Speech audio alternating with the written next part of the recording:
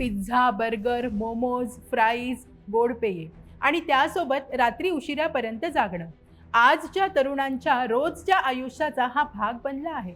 पण या सवयींचा परिणाम फक्त वजनावरच नाही तर शरीरातील रक्तातील साखरेच्या नियंत्रणावरही होऊ शकतो. सर्वात महत्त्वाचं म्हणजे डायबिटीस हा फक्त मोठ्या वयातील लोकांनाच होतो हा समज चुकीचा आहे.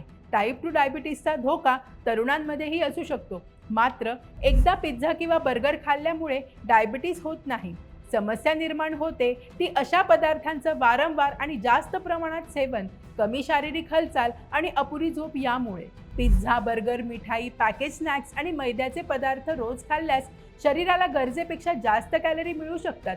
त्यासोबत सॉफ्ट ड्रिंक, गोड पॅकेज ज्यूस आणि काही एनर्जी ड्रिंक्समध्ये अतिरिक्त साखरही असू शकते.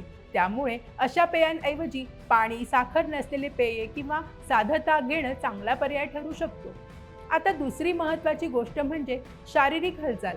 दिवसभर कॉलेजमध्ये बसणं, त्यानंतर लॅपटॉपसमोर अभ्यास आणि बराच वेळ मोबाईलवर घालवणं यामुळे शरीर दीर्घकाळ निष्क्रिय राहतं. त्यामुळे अभ्यासाच्या किंवा कामाच्या मध्ये उठून थोडं चालणं, शक्य असेल तेव्हा जिने वापरणं आणि जेवणानंतर थोडं चालणं अशा छोट्या सवयी उपयोगी ठरू शकतात. झोपेची कमतरताही दुर्लक्षित करू नका. सतत कमी झोप घेतल्याने भूक, हार्मोन्स आणि इन्सुलिनच्या कार्यावर परिणाम होऊ शकतो. त्यामुळे नियमित आणि पुरेशी झोप घेणं महत्त्वाचं आहे. आहारात फळं, कडधान्य, भाज्या, दही, अंडी, चणे किंवा काजू बदाम यांसारखे पौष्टिक पर्याय ठेवता येतात. आणि कुटुंबात डायबिटीसचा इतिहास, वाढलेलं वजन, उच्च रक्तदाब, वाढलेलं कोलेस्ट्रॉल किंवा शारीरिक हालचाल खूप कमी असेल तर डॉक्टरांचा सल्ला घेणं योग्य ठरतं. म्हणून फास्ट फूड पूर्णपणे बंद करण्यापेक्षा किती वेळा, किती प्रमाणात आणि त्यासोबत रोजच्या सवयी कशा आहेत याकडे लक्ष देणं महत्त्वाचं आहे. तुम्हाला काय वाटतं?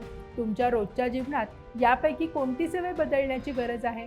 कमेंटमध्ये नक्की सांगा. व्हिडिओ लाईक करा आणि शेअर करायला विसरू नका. धन्यवाद.